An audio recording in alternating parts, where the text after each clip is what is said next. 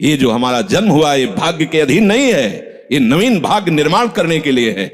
नहीं तो आदेश ही नहीं देते भगवान। पशुओं को आदेश नहीं दिया जाता क्योंकि वो भाग्य के अधीन है। केवल मनुष्य शरीर को आदेश दिया गया है। किसी देवता को भी आदेश नहीं दिया गया कि आप ये करो ये ना करो, क्योंकि वो वही करेंगे जो उनके सुकृत है, उसके अनुसार बस भोग भोगेंगे। आगे कुछ नहीं कर सकते, नवीन कर्म नहीं कर सकते, न नारकी जी कर सकते हैं, न स्वर्ग के कर सकते हैं। सब अपने अपने परिणाम को केवल भोग रहे हैं। यहां परिणाम उपस्थित करने का अवसर है। आप जो चाहो अपना परिणाम कर सकते हो। आप चाहो नरक जाओ, चाहे स्वर्ग जाओ, चाहे नारायण बन जाओ, जो चाहो कर सकते हो। मनुष्य शरीर है तो ऐसा शास्त्र स्वाध्याय और पंडिताई ज्ञान किस काम का जो भगवत प्राप्ति प्रारब्ध पे छोड़ दे। तो कुछ जन हैं जो शास्त्र स्वाध्याय करके या संतों की वाणी सुनकर इस विचार में आते हैं कि मुझे क्या करना चाहिए, परिवार का पोषण या भगवत प्राप्ति। दो विभाग कर ले इसलिए खतरा है, निर्णय नहीं कर सकता। और सही पूछो तो दो विभाग है नहीं, एक ही बात है। समझ जाओ तो वहीं वहीं भगवत प्राप्ति हो जाएगी। अब उसके विचार में आता है कि अभी तो ब्याह हुआ है, या अभी छोटे छोटे बच्चे हैं, या अभी बच्चों का ब्याह किया है, अभी नए हैं, क्या जाने संसार का। मेरी आवश्यकता है, नहीं तो संसार इनको परेशान कर देगा। और वो अपने अहम जनित कर्ता भाव से ऐसा बंध जाता है कि निर्णय ही नहीं कर पाता।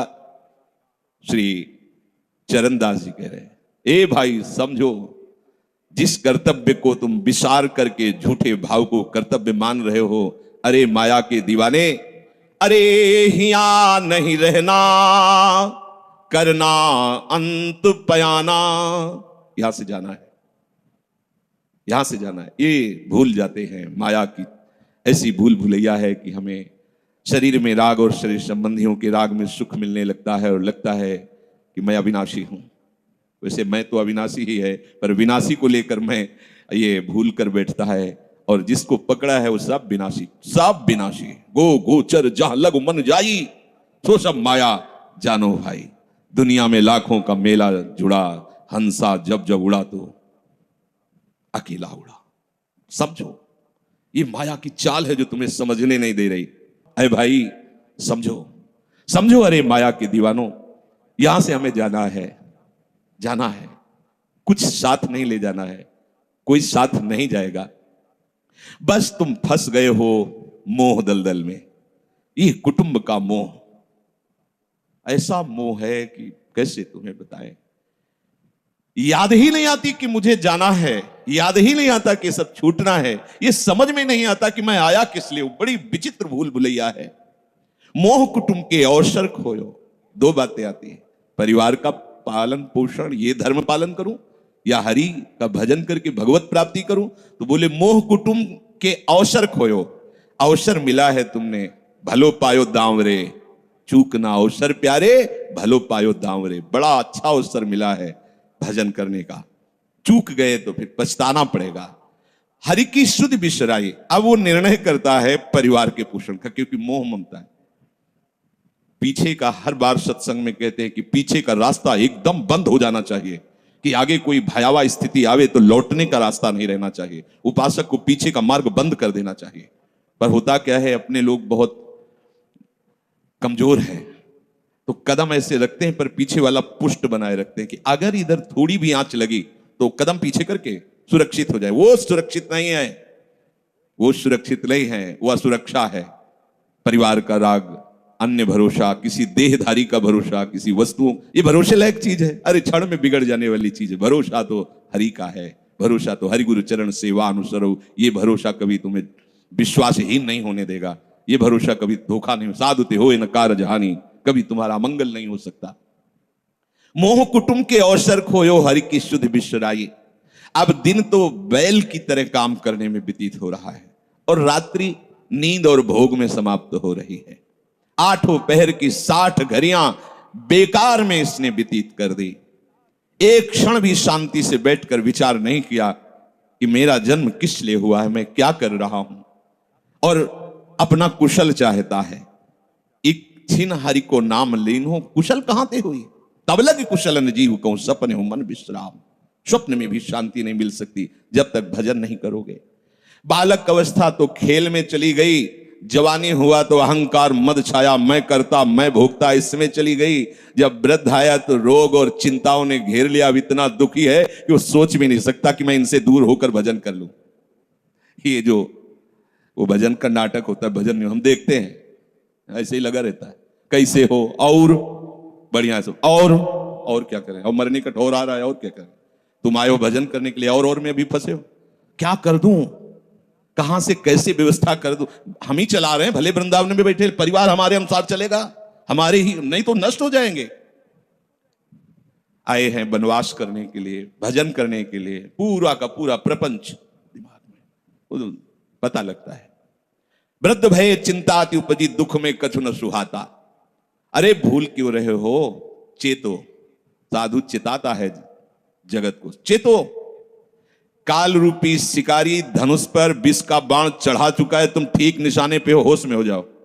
अगर अब कोई तुम्हें निशाने से बचा सकता है तो काल का भी महाकाल हरि बचा सकता है, दूसरा कोई नहीं। आए अचानक बांधे, यम के दूत आकर अचानक बंधन में डाल करके ले जाते हैं। अब वो निर्णय कर रहे हैं, झूठे जग से नेह छोड़कर साचो हरिनाम उचारो। चरणदास सुखदेव कहते हैं अपना भला विचारो, इसी में अपना भला है। तो क्या करें, घर परिवार छोड़कर तुम्हारी तरह बाबा जी बन जाए।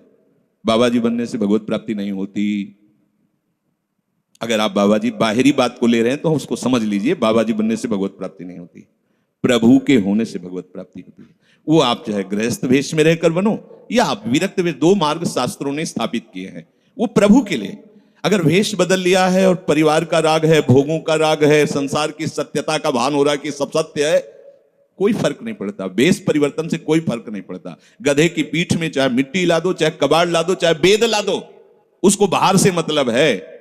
शरीर में चाहे लाल कपड़ा पहनो, चाहे सफेद पहनो, चाहे काला पहनो, चाहे नीला पहनो, चाहे पीला पहनो, ये तो वस्त्र है। आपका उद्देश्य क्या हुआ, आपका अपनापन कहां गया, ये खास बात है। कहीं ऐसा नहीं लिखा कि बाबा जी बनने से वो मोक्ष पद प्राप्त, नहीं। जहां संत की बात आएगी वहां लक्षण होंगे, जहां भगवत प्राप्ति की बात आएगी वहां मन का प्रभु में तन्मयता होना, प्रभु में डूबना, प्रभु के चिंतन में मगन होना होगा। वो चाहे गृहस्थ हो चाहे विरक्त हो, दोनों के। एक है कि संसार का व्यवहार पसंद नहीं तो निवृत्ति मार्ग का पथिक बन गया, और एक है कि संसार के व्यवहार को भगवत स्वरूप समझकर, भगवत अर्पित करते हुए अपने को प्रभु का मानकर, प्रभु को अपना मानकर चल रहा है, ठीक वैसे ही भगवत प्राप्ति उसको भी होगी। हम लोग जब सत्संग में बात सुनते हैं तो निर्णय करने के लिए हमारा ही हृदय होता है। अब लगा कि नहीं ठीक है, भजन तो करना है, पर हम ऐसा नहीं है कि कर्तव्य के लिए रुक रहे, पर कुछ समय अब हम लेंगे, फटाफट सब निपटा के। तो तुमसे भी चतुर काल है, वो उतने ही समय में तुम्हें निपटा देगा। बहुत चतुर है। हमने बहुत से लोगों के मुझसे सुना है कि बस ये काम हो जाए हम आए, आज तक वो लौट के नहीं आ पाए, क्योंकि वो गली ऐसी है, क्या है, बहुत दलदल है आगे। जो गया ना मोह कलिल में डूबा, अब निकल पाना बड़ा मुश्किल है। सत्संग में इतना सामर्थ्य है कि अभी आप सुन रहे हो, अभी आपको ऐसे सब ऐसे लगेगा, ऐसे ऐसे निकल जाएंगे, और गेट के बाहर होइएगा, वो हवा लगने दीजिए, तब लगे कैसे निकले। ऐसी प्रचंड माया है। इसीलिए तन ही राख सत्संग में तो मन ही प्रेम रस भेयो, तब मन प्रेम रस में बराबर सत्संग होता रहे, बराबर साधु संग मिले। ऐ साधु, ये तमाशा है, तमाशा बस 2 घड़ी का तमाशा है। यहां जितने इकट्ठे हुए हो ये सब मिल नहीं सकते। माता पिता भाई बंधु सब बिछुड़ते चले जा रहे हैं। जो ही आकर सब इकट्ठे मिले हो ये कभी इकट्ठे नहीं रह सकते। ये कुछ समय का है। संतों ने इसे 2 घड़ी का है, ऐसे ऐसे व्यतीत हुआ। हम लोग परिवार को अपना मैं मानकर, मेरा मानकर के जो पोषित कर रहे हैं वो कुछ समय के लिए है। जैसे नाव नदी के ऊपर बाट बटाऊ आए, मिल मिल जुदे हो ये पल माही आप को जावे।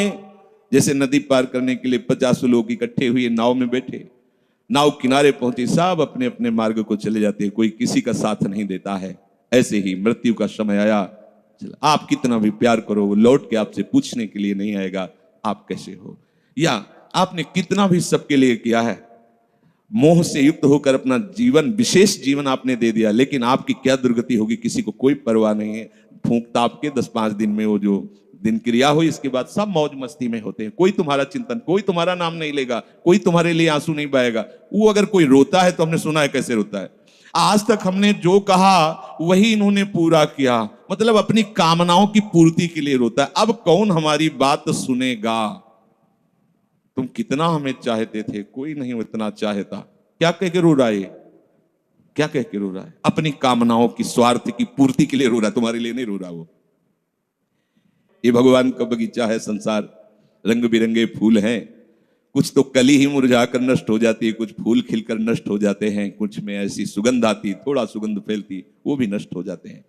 ये बगीचा केवल देखने में सुहावना लगता है बड़ा भयावना। इसमें मृत्यु का तांडव हो रहा है। आप देखो, प्रतिपल मृत्यु भयावा, पर कैसी माया है। सामने वाला पतिंगा जला, फिर भी वो जाके उसी में जलता है। ऐसे फूंक के आ रहे हैं एक को, और उनको ये वैराग्य नहीं हो रहा कि मेरे शरीर की भी यही दशा होनी, मुझे कुछ कर लेना चाहिए। ऐसी कुछ कर लेना चाहिए जिससे हम कालातीत अवस्था को प्राप्त हो जाए। क्यों नहीं कर पाता? दारा सुत संपत्ति को सुख, ज्यों मोती ओस बिलावे, यहाँ ही मिले और यहाँ ही नासे, ता क्यों पछतावे। अरे भाई, ये पुत्र परिवार का मिलन और ये सुख ऐसा है जैसे पत्ते में ओस की बूंद, कितने सेकंड में ढल जाएगी कुछ पता नहीं। ऐसे ही ये है।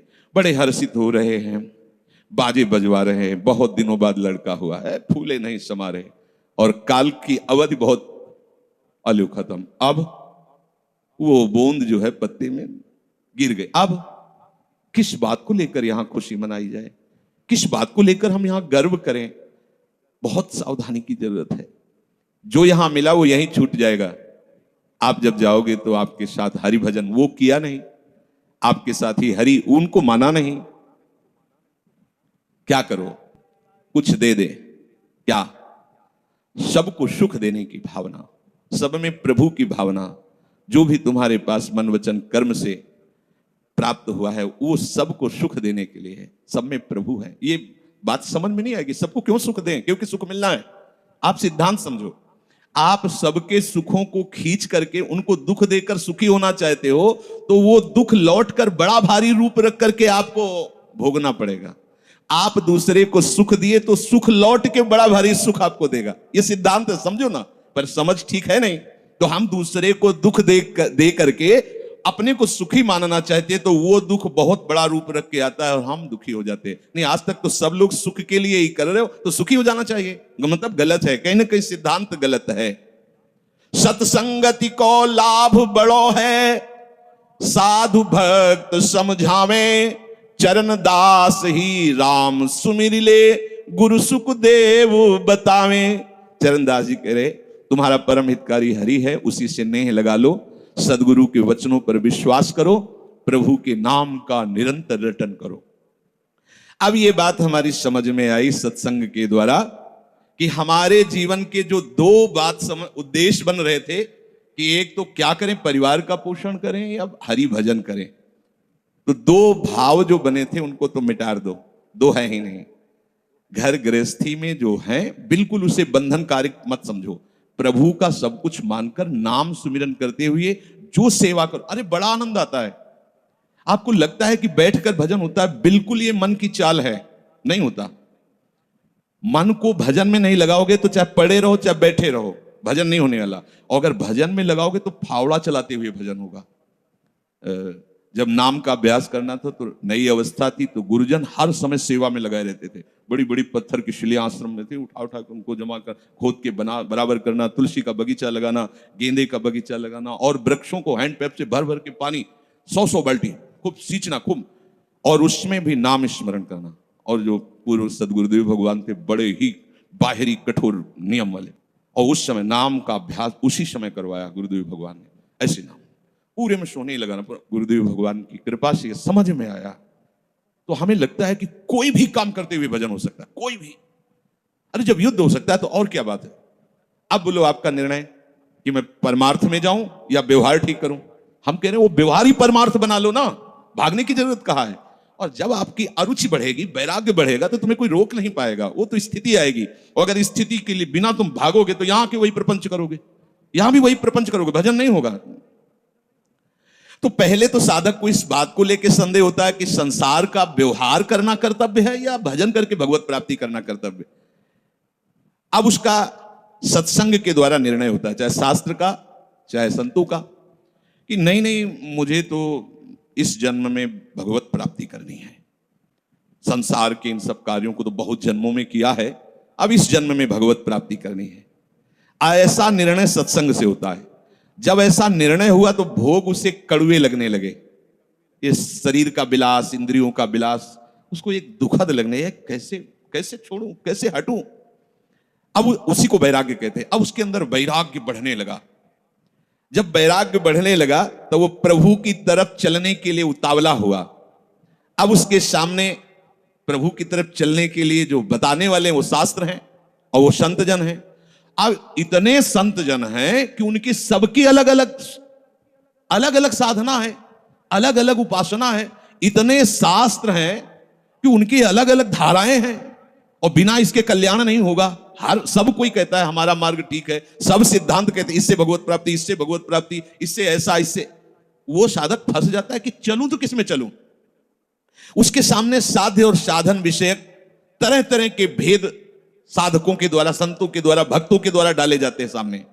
फिर शास्त्र को पढ़ता है तो बहुत सी बातें शास्त्र में निकलती हैं और वो बेचारा परेशान हो जाता है कि अब मैं क्या करूं। संसार का तो सत्संग के द्वारा समझ लिया कि ये ठीक नहीं, मुझे भगवत प्राप्ति, पर कैसे भगवत प्राप्ति करूं। अब इसका निर्णय करना उस नवीन साधक के लिए बहुत कठिन होता है। परंतु भगवत कृपा का वो जिसने आश्रय ले लिया वो यहां टिकता नहीं। इस संशय में परमार्थ भगवत कृपा से पुष्ट होता है। सबसे पहले प्रभु हरि को गुरु बनाना चाहिए, वही सबके गुरु हैं। जब हम घर से निकलने की सोच रहे हैं उस समय वो सोच भी गुरु दे रहा है, वो हरि गुरु उस समय सोच भी दे रहा है वही। तो जब हमारी ऐसी स्थिति आती है कि हम निर्णय नहीं कर पाते तो अंदर से प्रभु को पुकारना चाहिए, हे गुरुदेव हरि, आप प्रकट रूप में मिलो और मेरा समाधान करो। अब जो ही वो अंदर से ऐसी दशा में प्रभु की शरण होकर के पुकारता है तो भगवत कृपा उसे सदगुरुदेव के रूप में प्राप्त हो जाती है। ये ओहो, जो मैं खोज रहा था वो मिल गया। वो अंदर से भगवान उसको वहां पहुंचा देते हैं, वो बात सुनवा देते हैं, वो संयोग बैठाल देते हैं, जिससे उसके सारे संशय नष्ट हो जाते हैं। अब वो संपूर्ण शास्त्र और संपूर्ण संतों के मत को प्रणाम करके अपने गुरुदेव की आज्ञा पर चलने लगता है। अलग अलग वर्णन है संप्रदायों के सिद्धांत, अलग अलग शास्त्रों की युक्तियां वर्णन है। हम कितनी युक्तियां कितनी चलेंगे तो एक युक्ति में ही। तो इतनी बात समझ लेना है कि हम प्रभु के अंश हैं, इसमें किसी भी संप्रदाय का कोई कटाक्ष नहीं। जीव प्रभु का अंश है, इसमें किसी भी संप्रदाय की कोई टिप्पणी नहीं है ना, ठीक है। दूसरी बात, संसार भगवान की माया है, सब संप्रदाय है ना, तो इस माया को त्यागना है। बात समझ में आ गई। तीसरी बात है भगवत प्राप्ति करनी है। ये तीन बातें किसी भी संप्रदाय में कहीं भी कोई काट नहीं इनकी। हम प्रभु के अंश हैं, ये संसार माया के द्वारा रचित है। संसार का, संसार के भोगों का त्याग करने वाला ही भगवत प्राप्ति की योग्य होता है। भगवत प्राप्ति करना हर संप्रदाय का लक्ष्य है, चाहे उपासना कुछ भी हो। संसार का त्यागना हर संप्रदाय का लक्ष्य है। कोई भी आप शास्त्र, सिद्धांत या संप्रदाय देखिए, संसार के भोगों का, संसार की आसक्ति का त्याग, और हम प्रभु के हैं, ये सिद्ध बात है। किसी भी संप्रदाय में हो, जीव भगवान का अंश है, ये निश्चित बात है। तो ऐसा निर्णय गुरुदेव की कृपा से स्वाभाविक हो जाता है कि अब सब सिद्धांतों को भले सुन लें, लेकिन हमें चलना का हमें पता है। हमारे गुरुदेव ने हमें बता दिया है, हमारे माई श्यामाजू को राज, हमें चलना। राहु को काहू मनै दिए, पर मेरे प्राणनाथ श्री श्यामा शपथ करो तृण छिए। मन क्रम वचन त्रिशुद्ध सकल मत, हम श्री हित हरिवंश उपासी। हा हरि रा राधा वा वृंदावन सा सहचरी। साधक की बुद्धि गुरुदेव के प्रताप से उपासना में निश्चल हो जाती है। एक एक बात को समझिए। प्रभु कह रहे जिस काल में शास्त्रीय मतभेदों से विचलित हुई तेरी बुद्धि निश्चल हो जाएगी, परमात्मा में अचल हो जाएगी, उसी काल तू योग को प्राप्त हो जाएगा। कैसे होगी निश्चल? अगर हम शास्त्रों में भटकते रहो। कई बार समझने के बाद भी ये निश्चय होता था कि ये आश्रय ठीक है या अहम ठीक है, क्योंकि जब एको हम बहुत श्यामा वही ब्रह्म बहुत रूप, मैं भी तो ब्रह्म हूं ना, मैं भ्रम से अपने को अंश मान रहा हूं, भ्रम से अपने को जीव मान रहा हूं, भ्रम से अपने को शरीर मान रहा हूं, वही हूं। सेवक से विभाव बिन भव न तरी उर्गारी। कहा गोस्वामी जी कह रहे बिना सेवक और स्वामी के भाव के संसार से तरा नहीं जा सकता। एक में है सेवक स्वामी भाव के बिना नहीं तरा जा सकता, और एक है कि जब तक सेवक स्वामी भाव भेद है तब तक अविद्या है, अविद्या है तो मोक्ष नहीं। बड़ा झंझट है, बड़ी समस्या है। उसका समाधान केवल गुरुदेव के वचन से होता है। मोक्ष मूलम गुरु कृपा, वो बता दी ऐसे चलो, बस दूसरे के लिए सुनना। दूसरा कोई गलत नहीं है, बहुत से मार्ग हैं, बहुत से संप्रदाय हैं, बहुत से सिद्धांत हैं। हम सब संप्रदाय, सब सिद्धांत, सब मार्गों को एक साथ नहीं निर्वाह कर सकते। एक मार्ग में चलेंगे तो जो हमें गुरुदेव मिले भगवत प्रेरणा से, उनके द्वारा बताई हुई साधन पद्धति में अपनी बुद्धि निश्चल कर दे। निश्चल कोटि जन्म लग रगर हमारी बरऊ शंभुनता राहु कुमारी, इसे निश्चलता कहते हैं, इसे अटल कहते हैं। चाहे जितनी परीक्षा ले लो, चाहे जैसा दुख दे दो, चाहे जैसा प्रलोभन दे दो, लेकिन अब अपने प्रियाजू के गोरे चरणार बिंदु के सिवा अन्य आश्रय नहीं ले सकते। ये अचल बुद्धि हो गई। साधक की बुद्धि निश्चल हो जाती है कि अब तो मुझे केवल प्रिया प्रीतम का नाम रटना है, प्रिया प्रीतम की सेवा करनी, प्रिया प्रीतम के भरोसे में रहना और प्रिया प्रीतम के पास ही जाना है। ये निश्चय लगभग ऐसा तो हो गया होगा, क्योंकि सत्संग सुन रहे हैं बहुत काल से। कई बार सत्संग में कहा चित्त का समाधान हो जाना ही उपासना की परिपक्वता है। यदि आपसे कोई प्रश्न करे कि आपका उपासना का स्वरूप क्या है, तो श्री राधाजुग चरण निवास, बस आगे कुछ है ही नहीं। हमारा केवल उपास्य तत्व प्रेम, प्रेम का मूर्तिमान स्वरूप लाडली, लाडली के गोरे चरणारविंद, बस। भजन साधन ये सब उनकी कृपा से हो रहा है। हमारा लक्ष्य केवल लाडली, भरोसा केवल लाडली, अपनापन केवल लाडली। अभी जीत गए, अभी जीत गए। ज्यादा जैसी तरिवंत प्रपंच बंच सब काल ब्याल को खायो, ये जी जान श्याम श्यामापद कमल संग सिरनायो। मुझे प्रियालाल को प्राप्त करना, ये दृढ़ निश्चय हुआ गुरुदेव की कृपा से। ऐसा दृढ़ निश्चय होने वाली बुद्धि को अचल कहते हैं। जब दृढ़ निश्चय हो जाता है तो साधन अब सिद्धावस्था में परिणित होने लगता है। ध्यान रखना, जब तक ये करें कि ये करें कि ये करें कि ये करें, ऐसा चलता रहता है, तब साधक रहता है। और जब ये निश्चय हो गया है, अब उसका साधन सिद्धावस्था की तरफ जा रहा है, क्योंकि अब उसको निश्चय की जरूरत नहीं, वो हो चुका है। प्यारे जो वृंदावन धाम, नाम रूप लीला उनके गुणों का गायन, ये हमारा तय हो चुका है। इसमें कोई मिलावट नहीं होगी। अब साधन नहीं हो रहा, अब वो धीरे धीरे परिपक्व हो रहा है, गाढ़ हो रहा है, वो सिद्धावस्था की तरफ जा रहा है। तभी प्रभु कह रहे हैं कि बुद्धिस्तदा योग मवाप्स्यसि, अब वो योग को प्राप्त हो रहा है। निश्चय हो गया, अब योग को प्राप्त। देखो निश्चय है कि नहीं, ना हो तो कर लीजिए। अब हमें साधन संबंधी जिज्ञासा नहीं रहनी चाहिए कि मुझे क्या करना है। अगर ये जिज्ञासा रही मुझे क्या करना है, तो सब किया कराया माटी हो गया।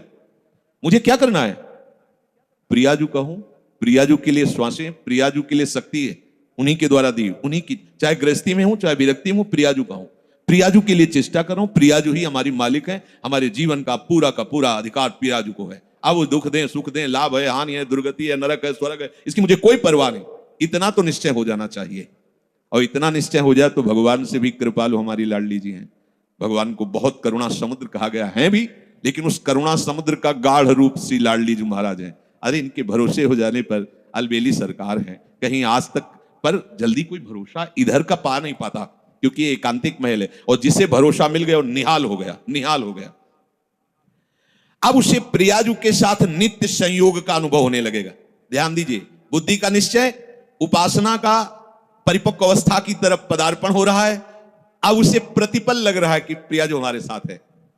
लग नहीं रहा है, छिन छिन बिहरत संग, सेवक जी कह रहे हैं, छिन छिन बिहरत संग, छिन छिन निरखत प्रेम भरी, और छिन जस कहत अभंग, ये जो कृपा हरिवंश की। निश्चय में जितनी कमी होती है, भगवत प्राप्ति में उतनी ही देरी होती है। निश्चय में जितनी कमी होती है, भगवत प्राप्ति में उतनी देरी होती है।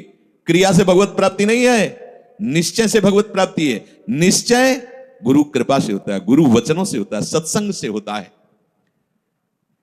जब बुद्धि अपने आराध्य देव में निश्चल हो जाती है तो उससे नित्य योग का अनुभव होने लगता है। संसार से संबंध विच्छेद करने के लिए बुद्धि को निश्चल होना ही चाहिए। अगर निश्चल, तभी हम कई बार कहते हैं माता पिता का भरोसा रखेंगे तो आप हमारे आराध्य देव और गुरुदेव के वचनों पर चल ही नहीं सकते। भोगेश्वर प्रसक्ता नाम तया प्रहृत चेतसाम व्यवसायत्मिका बुद्धि समाधो न विधीयते, नाटक हो जाएगा। अगर ऐसा होता तो रघुनाथ दास गोस्वामी जी जगन्नाथ जी में अखंड भंडारा शुरू कर देते, हलवाई भेजे थे, रुपए भेजे थे, दोनों पिता जो भाई भाई थे, बड़े अरबपति खरबपति उस समय थे, मजूमदार पदवी उनको प्राप्त थी, पूरा राजा महाराजाओं जैसा नहीं, जगन्नाथ जी के सिंहपौर पर खड़े होकर भीख मांगकर खाते और वो सब त्याग दिया। ये है परमार्थ का स्वरूप। ऐसा संसार से संबंध विच्छेद करने के लिए तैयारी करनी ही है। ये शरीर और शरीर के संबंधी भोग और शरीर संबंधी रिश्ते नातेदार, यही संसार है। इससे अंदर से संबंध विच्छेद किए बिना कोई ना भक्त हो सकता है, ना महात्मा हो सकता है, ना भगवत प्राप्ति कर सकता है। जो प्रभु से बिछुड़ा हुआ बहुत जन्मों से है और संसार से अपनापन किए हुए है, अब बिना ये अपनापन संसार से हटाए प्रभु से योग हो ही नहीं सकता। चाहे जिससे आशीर्वाद मांग लो, चाहे जिससे आप जाकर के कहो कि हमें हाथ रख दो। लोग ऐसे बावरे हाथ में रखने से कुछ होता है क्या? कुछ नहीं होता। बड़े बड़े सिद्ध महापुरुषों के दर्शन हुए जो ब्रह्माकार वृत्ति में, उनके जब वचन सुने तो केवल साधन पक्ष की बात की है। आप अपने भजन पर अधिकार रखो, केवल आप अपने संयम नियम पर अधिकार रखो, अपनापन प्रभु से रखो, बस यही आशीर्वाद है कि तुम्हारा साधन बन जाए, तुम्हारा उपासना में मन लग जाए, ये आशीर्वाद है। अगर इसमें नहीं लगा तो कोई आशीर्वाद फलीभूत नहीं होगा। ये सब भ्रम की बातें छोड़ दो। नौटंकी नाटक अलग चीज है, ये ले उसे संतरा और हाथ सहला दिया और लिफाफा रख दिया, ये नाटक तो बहुत बढ़िया हो सकता है, लेकिन ये आशीर्वाद मत समझना। तुम्हारी भजन में रुचि हो जाए, तुम्हारी विषयों में अरुचि होकर संयम नियम पूर्वक प्रभु आराधना में मन लगने लगे, ये संत का आशीर्वाद फलीभूत हो गया। जो आपने शरीर और शरीर के संबंधियों पदार्थों में अपनापन कर लिया, ये भूल त्यागे बिना तुम्हारा योग हो ही नहीं सकता। कितनी बढ़िया बात, बड़ी अमृतमयी बात है। और जब आप संसार से वियोग करोगे तो प्रभु से योग स्वाभाविक हो जाएगा, करना नहीं पड़ेगा, क्योंकि वो हमारे हैं। संसार से योग करना पड़ता है, योग होता भी नहीं है। कहां अपने हाथ में कुछ लग रहा है क्या? प्रतिपल आयु नष्ट होती चली जा रही, प्रतिपल जो वस्तु पदार्थ सब दूर होता चला जा रहा है, आप उसे पकड़े हुए केवल हो। और इनको छोड़िए तो प्रभु से योग करना नहीं पड़ेगा, हमारा योग है वही जागृत हो जाएगा, स्वाभाविक जागृत हो जाएगा, हमारी बुद्धि प्रभु में निश्चल हो जाएगी। अब प्रश्न बनता है कि जिसकी प्रभु में बुद्धि निश्चल हो जाती है उसके क्या लक्षण होते हैं? अर्जुन जी कह रहे, स्थित प्रज्ञस्य का भाषा समाधिस्थस्य केशव स्थित धी किम प्रभासेत किमासीत ब्रजेत किम। जिसकी बुद्धि प्रभु में स्थिर हो जाती है, अचल हो जाती है, निश्चल हो जाती है, उसके क्या लक्षण होते हैं? अर्जुन ने पूछा। वो स्थिर बुद्धि वाला कैसे बोलता है, कैसे बैठता है, कैसे चलता है और कैसे व्यवहार करता है? बहुत सुंदर विषय है। जिसकी बुद्धि प्रभु में स्थित हो गई है, अर्जुन जी प्रश्न कर रहे हैं कि वो कैसे लक्षण होते हैं तो समझा जाए कि इसकी बुद्धि स्थित है। वो कैसे बोलता है, उसकी वाणी से कैसे पहचान किया जाए कि जो बोल रहा है ये स्थिर बुद्धि वाला है या जो बोल रहा है वो चलायमान बुद्धि वाला है। अभी परमात्मा में इसकी निश्चयात्मिका बुद्धि नहीं हुई है। वो बैठता कैसे है, वो व्यवहार कैसे करता है, वो चलता कैसे है? अर्जुन जी ने ऐसा प्रश्न किया तो प्रभु उत्तर दे रहे हैं कि प्रजहाति यदा कामान, बहुत अमृतमय वचन है। प्रजहाति यदा कामान सर्वान् पार्थ मनोगतान् आत्मन्येवात्मन तुष्टः स्थित प्रज्ञस्तदोच्यते। आहा, जो स्थित प्रज्ञ बुद्धि, स्थित अचल, जिसकी बुद्धि अपने आराध्य देव में अचल हो गई है, किसकी? जिसकी संपूर्ण कामनाएं भली भांति शांत हो गई है। सर्वान् कामान, संपूर्ण कामनाएं प्रजहाति भली भांति शांत हो गई, अब कुछ नहीं चाहिए। वो अपने आप से अपने आप में संतुष्ट रहता है। इसके दो भाव हैं कि वो अपने आत्मस्वरूप में नित्य आनंद में डूबा रहता है। भक्ति में वो अपने आप से अपने आप में आनंदित। अपने आप कौन है? हमारे प्रभु है। किसी क्रिया से नहीं, किसी पदार्थ से नहीं, बाहरी किसी सपोर्ट से नहीं, इसलिए अपने आप से, आत्मन्य वात्मना तुष्टा, अपने आप से प्रियाजू को सबसे ज्यादा प्रसन्नता और सुख पहुंचाने वाली बात है आपको अपने आप को दे देना है। यही सबसे बड़ी सेवा है। हम लोग बचा के अपने को रखते हैं और पदार्थ आदि देना चाहते हैं। हम महीना तुम्हें दे सकते हैं, हम रुपए क्या भोग सामग्री दे, लेकिन हम हमारे लड़के, हमारा परिवार, हमारी हम ये सब मायाकृत है वस्तु, जो जहां जैसा ठीक है आप अपने आप को दे दो। ऐसा नहीं हो पाता। आप अपने आप को बचा के रखते हैं, अपना अस्तित्व बना रखते हैं, रंग नहीं आएगा। मैं ये मन आदत सो मई बुद्धि में निवेश है, मेरे में मन बुद्धि को अर्पित कर दो। फिर जब आता है कि कैसे करें, फिर वो साधन पद्धति प्रारंभ कर दी जाती है। नहीं तो सही पूछो, इसमें साधन का कोई योग नहीं होता। आप समझ नहीं पाते, इसलिए साधन का योग कि करो, धीरे धीरे आपकी जो पूर्वाभ्यास हो मिटे, तब ये बात सीधे प्रियाजू की प्राप्ति के लिए आप पर्याप्त हैं। निश्चय कर लो श्यामाजू की सेवा। अब जैसी दिनचर्या है उस पर थोड़ी दृष्टि डाल लो कि श्यामाजू के विरुद्ध आचरण ना होने पाए। मस्त रहो, भरोसे पे मस्त रहो। देखो सारे सद्गुण दैवी संपदा आपके अंदर आ जाएगी। सारे शरीर को स्वीकार करके भोगों में सुख है ऐसा माना तो सारी आसुरी प्रवृत्ति आ गई है। मानने मात्र से आपने केवल माना कि मैं विरक्त हूं तो बहुत से अंकुश अपने आप लग गए। विरक्त हूं, जहां आपकी मान्यता होती वैसा रंग चढ़ने लगता है। मैं प्रियाजू का हूं, प्रियाजू मेरी हैं, ऐसी मान्यता से सारे वो भागवतिक सद्गुण आ जाएंगे जो महात्मा में होते हैं, जो रसिकों में होते हैं, जो भगवत प्रेमियों में होते हैं। अब ये बात समझ में नहीं आती, इसीलिए फिर लगाया जाता है आप ऐसा करो, इनको त्यागो, उनको छोटे छोटे छोटे छोटे सब करते हुए जब यहां आता है, अगर वो अपने आप को नहीं दिया, ये सब कर रहा है तो उसका फल होगा प्रियाजू नहीं मिलेंगी। और अपने आप को कर तो अभी से समझ लो, अभी से आपको प्रियाजू मिलेंगे अपने आप को समर्पित। पर समर्पित का कोई अस्तित्व नहीं होता। जैसे रूपलाल हित हाथ बिकानी निधि पाई मन मानी। अब ये समझ पाओ तो समझ पाओ, नहीं तो फिर साधन में लगो। धीरे धीरे जब साधन में लगते जाओगे तो अभी क्या है, इतनी बहिर्मुखता है कि फिर क्रियाओं को, फिर क्रिया जिनसे होती है उन करणों को जब हम धीरे धीरे उधर मोड़ने लगते हैं, तो चूंकि इन्हीं के पीछे हम चल रहे थे, यद्यपि उल्टा है ये बात, इन्हीं के पीछे चल रहे थे, इसलिए धीरे धीरे लगने लगता है मैं प्रियाजू का हूं। ये बहुत लंबा सफर है। अगर आप स्वीकार कर ले मैं प्रियाजू को, तो आपके करण और आपकी चेष्टाएं सब अभी इसी क्षण से प्रियाजू को समर्पित होने लगेंगी। वो समझ नहीं आती क्योंकि बहुत समय से अपनापन शरीर और शरीर संबंधी भोगों और शरीर संबंधी रिश्ते नातों में, इसलिए कहने का होता है अरे नहीं अब तो हमारे माता पिता आप ही हो। अब तो जब अवसर आता है तो माता पिता के पास होते हैं, एक भी बात गुरु की नहीं माननी, एक भी बात शास्त्र की नहीं। ये कहने सुनने से कोई बात नहीं बनती, स्वीकृति से होता है। यहां प्रभु कह रहे हैं प्रजहात यदा कामान सर्वान पार्थ मनोगतान। जब उपासक ये निश्चय कर लेता है कि प्रभु के सिवा मेरा कोई नहीं, अब जो कामनाएं होती वो सुख के लिए होती। कोई भी कामना, ये खाऊं, ये देखूं, ये सुनूं, चलो हमारी ऊंची स्थिति नहीं, पर उसे हम प्रियाजू के ऊपर छोड़ देते हैं। अगर हमें हलवा मिलना है पाने को, तो तुम ना करो, तुमको वही पाना पड़ेगा। जिधर भी जाओगे हलवा मिलेगा, क्योंकि तुम्हें पाना है प्रियाजू को। और नहीं पाना है तो चिंता नहीं करते रहो, मिलना नहीं है, क्योंकि आप तो काहे को चिंता। अगर कामना स्फुरित भी होती है तो उसे सीधे प्रियाजू को समर्पित करो। देखो प्रियाजू ये बात है, एक तो समर्पित करने की जरूरत नहीं, उनका मकान वो खुद जान रहे, कौन सी खिड़की टूट रही, कौन सा कहां क्या हो रहा, उनका मकान है ये, बिल्कुल सीधे समझो। जब मकान नाम में कर दिया तो उसकी छिपकली भी उसी में हो गई, जाला भी हो गया, मकरी भी हो गई, और उसकी जो गंदगी वो भी उन्हीं के नाम हो गई। आप समझो, बिल्कुल समझो। मकान नाम हो गया ना, जैसे कहते सब पूरा हो गया, उसमें अच्छा बुरा जो भी था सब नाम, ऐसे ही जीवन प्रभु के हवाले कर दिया।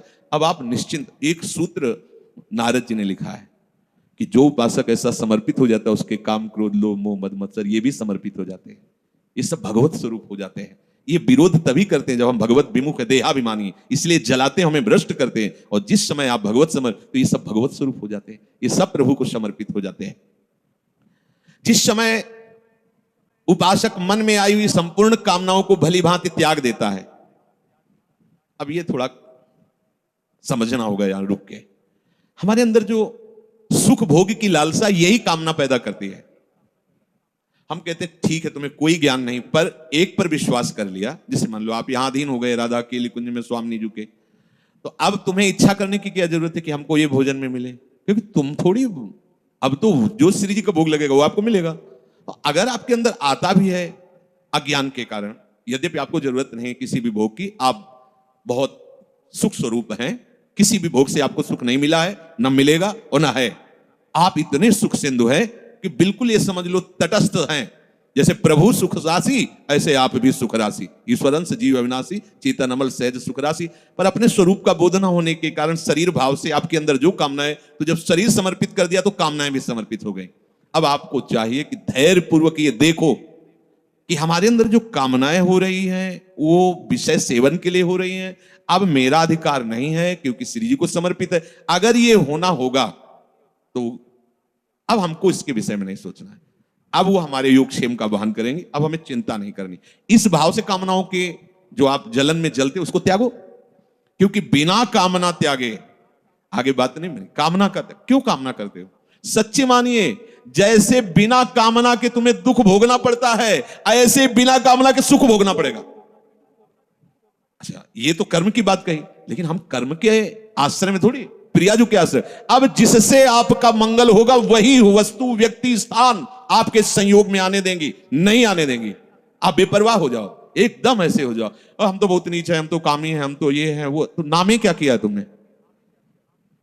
गुरु के सन्मुख होकर के रजिस्ट्री किसकी की थी? किसकी रजिस्ट्री की थी? धोखा क्यों? प्रभु से धोखा क्यों? तनुवांग मनोभीर, शरीर मन वाणी लिखित। हे गुरुदेव, ये शरणागति का मतलब क्या होता है? हे गुरुदेव, जैसे जज के सामने नहीं कि हम अपनी संपत्ति इनको ट्रांसफर करते हैं, तो हे गुरुदेव, आपने जो परिचय बताया प्रिया प्रीतम का, आपने जो नाम दिया, आपने जो मंत्र दिया, आप तन मन वाणी सब आराध्य देव के चरणों में समर्पित है। अब बोलो, आपका बोलने का क्या अधिकार? आप पूरे के पूरे अहम में रहते हो, लिखा पढ़ी भी कर दे तो कैसे होगा? मतलब ये जमीन किसी ने लिख गई श्री जी के नाम, और वाकई यहां सत्संग नहीं होगा? कैसे तुम ऐसा कैसे बोल सकते हो? ऐसे ही होता है। आप कहते हो कि तनुवांग मनोभीर मलई सोहम तविवाश्रित, और फिर इसके बाद अहंकार का खेल दिखाते हो, तो दिव्य शक्तियां जो आपको धक्का मार के बाहर निकाल, झूठा कहीं का। नहीं तो भगवत प्राप्ति हो गई है, किसी साधन से नहीं, श्री जी के नाम में कर दिया। श्री जी के नाम में कर दो ना, अंदर की बात है, किसी को बात थोड़ी बताने की बात। अब आप अभी निश्चिंत हो गए, जब पवाएंगे पालेंगे, जब सुलाएंगे सो जाएंगे, जब जगाएंगे जगेंगे, जब जो सेवा करवा रहे हो सेवा हो रहे, नहीं हो रहा तो हमारी भगवत प्राप्ति है। क्योंकि हम जितने बूढ़े शरीर वाले हो चाहे जवान शरीर वाले हो, क्रियापरायण हो चाहे निष्क्रिय हो, हम अपने आप को श्री जी के हवाले कर दिया है। कामी है, क्रोधी है, लोभी है, मलिन है, जैसे भी है, जैसे पूरा का पूरा मकान आपके नाम। अब बेपरवाह हो जाओ, पर करते नहीं हो इसलिए बेपरवाह नहीं हो। अगर कर दो तो अभी नाच पड़ोगे, बाजी जीत। तभी तो बलिहारी गुरु चरणों की होती है, ऐसे थोड़ी बलिहारी। इतना बड़ा समस्या ऐसे मिटा दिया, बलिहारी बलिहारी बलिहारी हृदय में बार नाम सुकृत धन अपनी जीवन अति हित मान देत वरदान। ये हमें बहुत बड़ी वस्तु मिल गई। अब जब समस्त कामनाओं का त्याग करके एकमात्र निश्चल बुद्धि प्रभु में होती है, तो उससे कहा जाता है स्थित प्रज्ञ। ऐसा समझ लो जैसे भुना हुआ चना, भुने हुए चने को कहीं भी कितने भी गीली मिट्टी में खाद डाल के आप कभी अंकुरण नहीं हो सकता। ऐसे जो स्थित प्रज्ञ होता है, कोई भी भोग वासना उसके हृदय में हलचल नहीं पैदा कर सकती, वो निरपेक्ष होकर भोगता है। प्रसाद अच्छे से चाहे प्रतिकूल या अनुकूल, जैसी भी परिस्थिति वो बाहरी है। जैसे आप क्या पाके कैसे हो, आपको अपने को क्या परेशानी, ऐसे ही इसका प्रारब्ध है, या इसको प्रभु ने निश्चय किया कि हलवा पाना, पा लिया। उसको कोई इसमें हर्ष नहीं होता, आज हलवा नहीं, नमक रोटी मिल गई, या ऐसे कुछ रूखा सूखा, कोई शोक नहीं उसके लिए, कोई यार 10 दिन से तो ऐसे ही चल रहा है, कुछ ऐसा मिलना चाहिए, कुछ वैसे, कोई हलचल। क्यों? क्योंकि वो भोगता नहीं, वो शरीर नहीं है, प्रियाजू को अर्पित है, जैसा जो कुछ। अब ये थोड़ा समझना चाहिए, कब समझोगे, कब इस पे चलोगे। स्थित प्रज्ञ वही है, उसी की बुद्धि प्रभु में निश्चल मानी जाती है, जो सर्व कामनाओं का त्यागी होता है। कोई खास बात नहीं है, और इतनी बड़ी बात है कि जन्म जन्म रगड़ करते रहो फिर भी इससे नहीं निकल पाओगे। और इतनी हल्की सी बात है, कनेक्शन कटा पूरा सब खत्म, चले चलो पूरा सब खत्म। अहंकार केवल श्री जी के चरणों में, अपनापन श्री जी के चरणों में कर लो, ये सब ठीक हो जाए। सब बिगड़ा रहे तो भी, भवन किसने खरीदा है? ये भवन किसका है? खंडहर पड़ा है, टूटा है, जाला है, कोई शोभा नहीं, बैठने लायक नहीं है, बढ़िया है, लेकिन खरीदा किसने? बोले अमुक। अरे बोले 2 मिनट में सब ठीक कर देगा। उसके लिए क्या है ये? बस आज वो अपिचेत सुदुराचारो भजते माम अनन्य भाग साधुरेव समन्तव्यः सम्यक व्यवसिता, ऐसा खरीदा किसने है? प्रभु के वचन है, गीता जी में आगे आएगा। अपिचेत सुदुराचारो, सुमन सांगोपांग दुराचार करने वाला वर्तमान में, लेकिन उसने निश्चय कर लिया कि अब मेरा केवल भगवान ही उद्धार कर सकते हैं, मैं बहुत नीच और पापी हूं, केवल भगवान ही। भगवान कहे साधु मानो, बोले कैसे माने साधु, ये तो खंडहर पड़ा है, हर जगह से बेकार है। बोले हम बनवा देंगे, हम बनवा देंगे। अच्छा, उनके बनवाने में ईंट गारा की जरूरत नहीं, दृष्टि में बदल जाएगा, मैं बनाऊंगा साधु से, करो सत्य ते साधु सब, ठेका ले लिया, अब बात बन गई। बिल्कुल सहज सरल बात तुम्हें बता रहे हैं। भगवत प्राप्ति करने के लिए अपने आप को जैसे हो वैसे के वैसे प्रभु के चरणों में लिखित दे दो। कहां से लिखित? हृदय से। अब आपका प्रश्न उत्तर नहीं बनता है, आप अंदर से शांति से बैठकर, ब्रह्म मुहूर्त का समय है, मेरे बनाए ना बनेगी कोटि कल्प लो। हे प्रिया, आप तो जान रही है, हमारी दशा देख रहे हैं, बस मैं जैसा हूं, जैसा मेरा तन है, जैसा मेरा मन है, जैसी मेरी चेष्टा है, जैसा मेरा स्वभाव है, मैं पूरा का पूरा अपने आप को आपके चरणों में समर्पित करता हूं। ठीक है, अब अगर बिल्डिंग की खिड़की तोड़ी जाती है, नई खिड़की लगानी, तो तुम्हें परेशानी क्या है? समझ रहे हो? यहां परेशान होना, यहां परेशानी है, ये रोग है, ये इन्फेक्शन है। अब आपका प्रश्न कैसे बनता है? अगर आप कह रहे हो कि प्रियाजू तो सर्व सामर्थ्यशाली, हमारा ये ठीक हो जाना चाहिए, ए धोखेबाज, तुम्हारा क्या ठीक हो जाना चाहिए? तुमने तो नाम कर दिया था प्रियाजू के। आप सोचो कितने हम लोग बेईमान, प्रभु से बेईमानी करते हैं।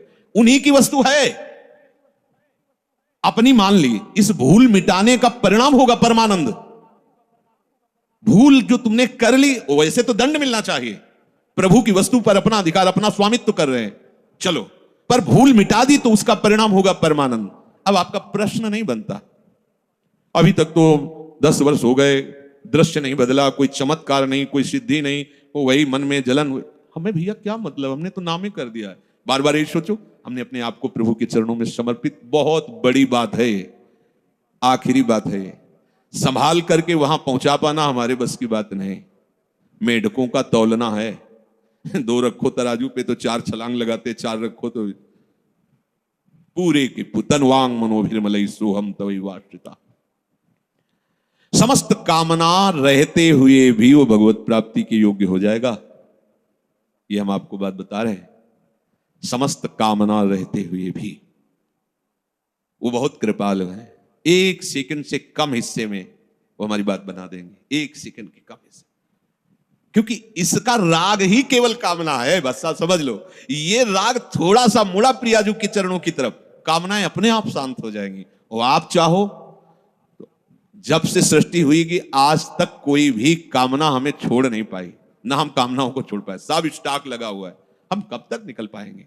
जब देखो तब कोई ना कोई वासना, कामना, सब ज्ञान विज्ञान की बातें होती, और कामना वासना। तो एक उपाय बहुत बढ़िया मिला, ये आत्मसमर्पण।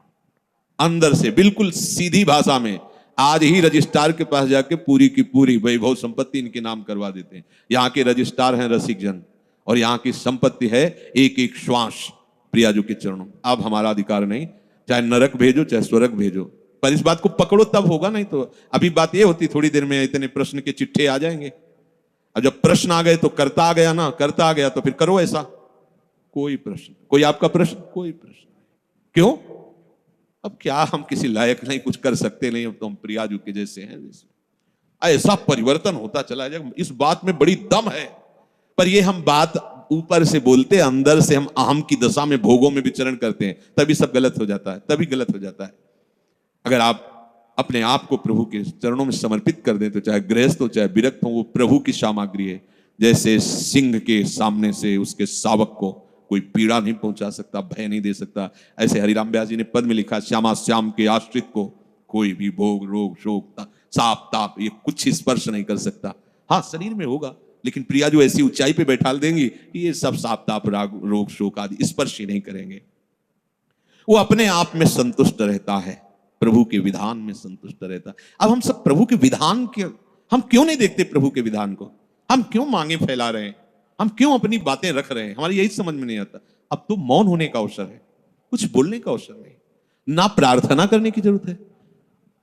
ये मकान हमारे नाम करवा दिया, तो रोज आके प्रार्थना करने की, देखो ये जाला नहीं लगना चाहिए, देखो इसकी खिड़की सुरक्षित रखना, दबका के भगा दिया जगत।